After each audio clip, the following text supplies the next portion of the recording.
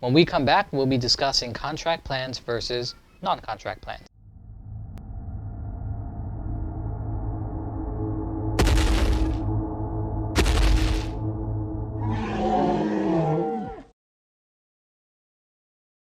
Hey guys, welcome back.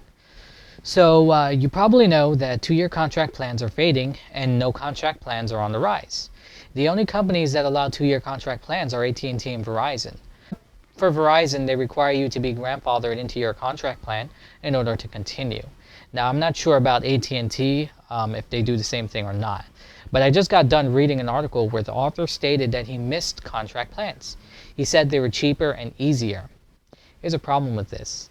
It was not cheaper in any way, but it was indeed easier to just buy a plan and phone. The misconception is that contract plans allowed you to get a top-notch smartphone for only $200. A little more if you wanted more memory. This was actually never the case though. Due to smart structuring of their plans, wireless carriers simply made you think you were getting a top-end smartphone for $200. You see, if you've wandered online into carriers that still offer contract plans and looked at their plans, you probably noticed they're way more expensive than their no contract plans. For an example, and only an example, these prices are just fiction, they're all from my head. I did not see them on AT&T's website or anything. If you find an individual plan on AT&T Edge program that costs, we'll say about $120, you can find that same plan on the contract side, but you would see it cost $160. Why? Well, as I said before, you were never getting that top-end smartphone for $200. AT&T, Verizon, T-Mobile, and Sprint made you think you were. But that $200 was actually just a down payment. And you were paying the rest of the phone through your plan. So if you look back at the example, we see the contract plan costs $40 more than no contract plan. That extra $40 is going towards paying your phone. The carrier just bakes it into your cell plan so you can't see it. This means that even after 2 years, if you kept the same old phone, the carrier would still technically be charging you for the phone, because your plan cost would still be the same even after the contract was up. In the end, depending on how long you stay with the carrier with your paid off phone, you may have ended up paying over $1,000 for your phone. How it was supposed to work is that your plan price would drop about $40 per line after 2 years was up.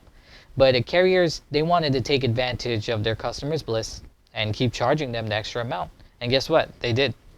And if you terminated your contract while you were in the 2 years, you would get hit with an early termination fee, also known as ETF. This wasn't some fee that the carrier just pulled out of thin air. I asked a rep one time, what exactly is ETF? She didn't say what it was, but she did say it keeps getting cheaper every month you stay with the carrier. Sounds like a remaining balance for something.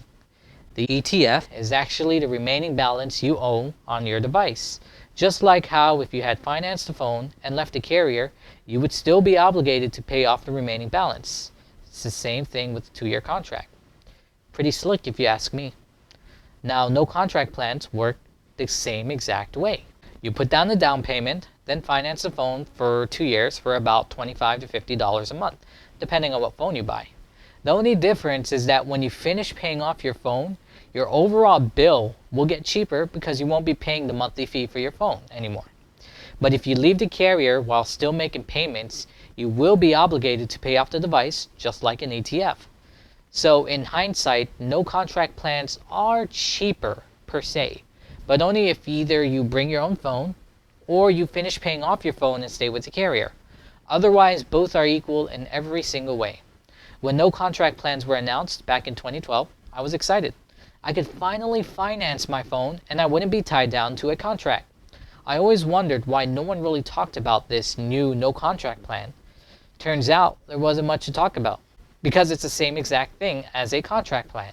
It's just structured a little differently and has a new name, no contract plans. Well done, carriers. You fooled me and a lot of other people. So next time, if someone you know says that they missed 2-year contract plans because the phones are way cheaper, drop this knowledge on them. You'll see how quiet they get. And a lot of people don't actually know the difference between the two. I've already explained it to so many people. But anyway, thanks for watching. If you have any comments or questions, Put them in the comment section below. If you like the video, give me a thumbs up. And I want to thank my latest subscribers subscribing to my channel. Thanks. You guys are awesome. I'll do my best to not disappoint you.